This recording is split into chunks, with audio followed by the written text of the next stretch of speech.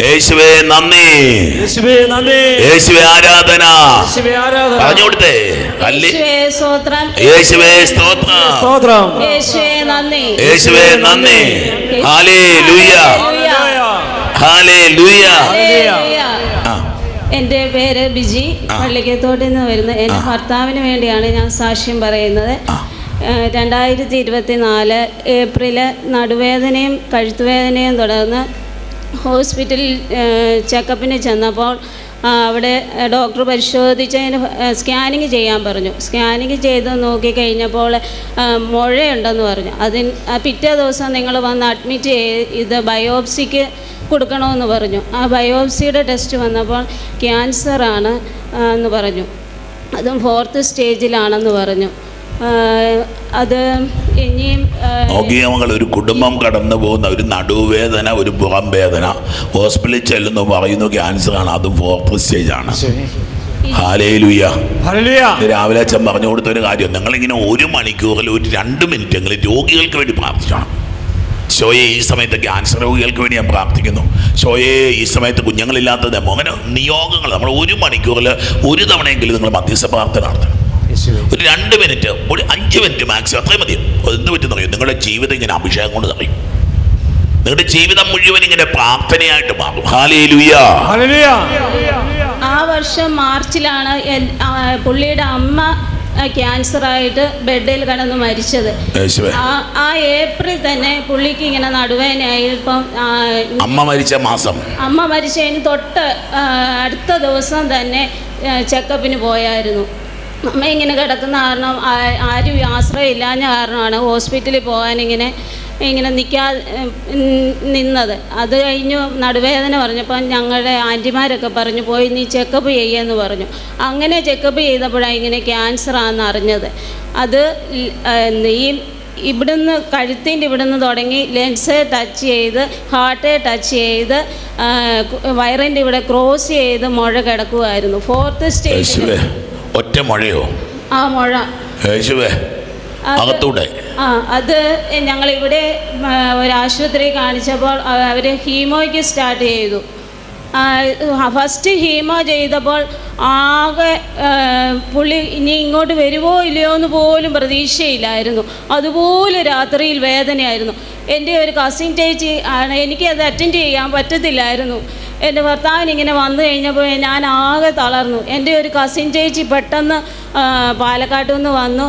ഞാൻ അവിടെ നിന്നോളാടി എന്ന് പറഞ്ഞ് ചേച്ചി ഹീമോ സ്റ്റാർട്ട് ചെയ്തു. പിറ്റേ ദിവസം 2 ആഴ്ച കഴിഞ്ഞപ്പോൾ പിന്നെ വേറൊരു ആശുപത്രിയിലേക്ക് പോയി ഒന്നും കൂടെ ചെക്കപ്പ് ചെയ്യാമെന്ന് പറഞ്ഞുകൊണ്ട് വേറൊരു ആശുപത്രി തൃശ്ശൂരിൽ കൊണ്ടുപോയി.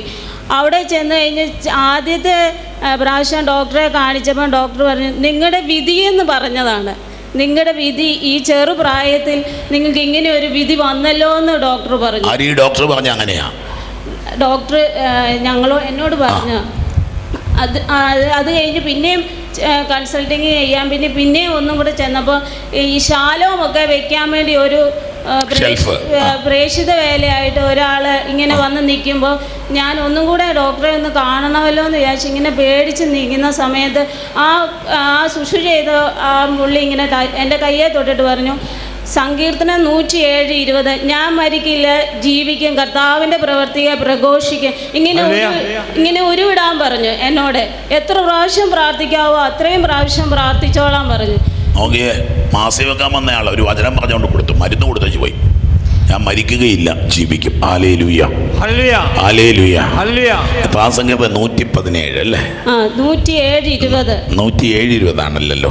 Hallelujah, hallelujah, hallelujah, hallelujah. ചേച്ചി പറഞ്ഞു ഞാൻ തപ്പിക്കൊള്ളാം. അത് കഴിഞ്ഞ് ഡോക്ടർ 6 ഹീമോയ്ക്ക് എഴുതി. മൂന്നാമത്തെ ഹീമോ കഴിഞ്ഞപ്പോൾ ഒന്നും കൂടെ ഈ പഴയ ഹോസ്പിറ്റലിൽ നിന്ന് നിങ്ങൾ ചെയ്ത ആ ടെസ്റ്റ് എല്ലാം കൊണ്ടുവരാൻ പറഞ്ഞു. അത് ചെയ്ത് നോക്കിയപ്പോൾ പിന്നെ ഡോക്ടർ അവിടെ തന്നെ ചെക്കപ്പ് ചെയ്ത് നോക്കിയപ്പോൾ അത് 2ാം സ്റ്റേജിലേക്ക് മാറി. Hallelujah, hallelujah. 2ാം സ്റ്റേജിലേക്ക് പിന്നെ 3 ഹീമോയും കൂടെ ബാക്കിയുണ്ടായിരുന്നു. ആ 3 ഹീമോ കഴിഞ്ഞപ്പോൾ ഒന്നും കൂടെ പെറ്റ് സ്കാൻ ചെയ്ത് നോക്കി കഴിഞ്ഞപ്പോൾ മുഴയുടെ വലിപ്പം കുറഞ്ഞു. ഹല്ലേലൂയ. അത് കഴിഞ്ഞ് ബോർഡെല്ലാം തീരുമാനിച്ചു കഴിഞ്ഞപ്പോൾ ഓപ്പറേഷൻ പറ്റത്തില്ല, ഇഞ്ചക്ഷൻ ചെയ്യാമെന്ന് പറഞ്ഞു. ഇങ്ങനെ മാസം മാസം ഇഞ്ചക്ഷൻ ചെയ്യാമെന്ന്. അങ്ങനെ ഓരോ മാസത്തിലും 28-ാം ദിവസം ഇഞ്ചക്ഷൻ ചെയ്തുകൊണ്ടിരിക്കുകയാണ്. ഈ 26-ാം തീയതി സ്കാനിങ് പറഞ്ഞിട്ടുണ്ട്. യേശുവേ സ്തോത്രം. യേശുവേ നന്ദി. ഇപ്പൊ എഴുന്നേറ്റൊക്കെ നടക്കുന്നൊക്കെ ഉണ്ടോ? എഴുന്നേറ്റ് നടക്കുന്നൊക്കെ ഉണ്ട്. ഭക്ഷണമൊക്കെ കഴിക്കുന്നുണ്ട്. ഭക്ഷണം കഴിക്കുന്നുണ്ട്. 118-ാം സങ്കീർത്തനത്തിലെ 17-ാം വചനമാണ്, ഞാൻ മരിക്കുകയില്ല, ഞാൻ ജീവിക്കും. ഹല്ലേലൂയ.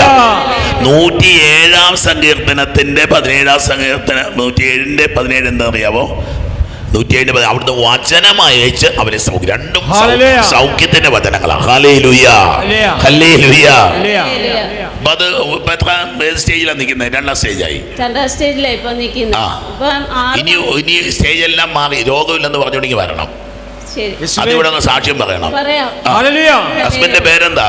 തോമസ്. തോമസിന് വേണ്ടി എല്ലാവരും ഒന്ന് കൈപൊക്കി പ്രാർത്ഥിച്ച്, എല്ലാവരും കൂടി തോമസിന് വേണ്ടി പ്രാർത്ഥിച്ച്,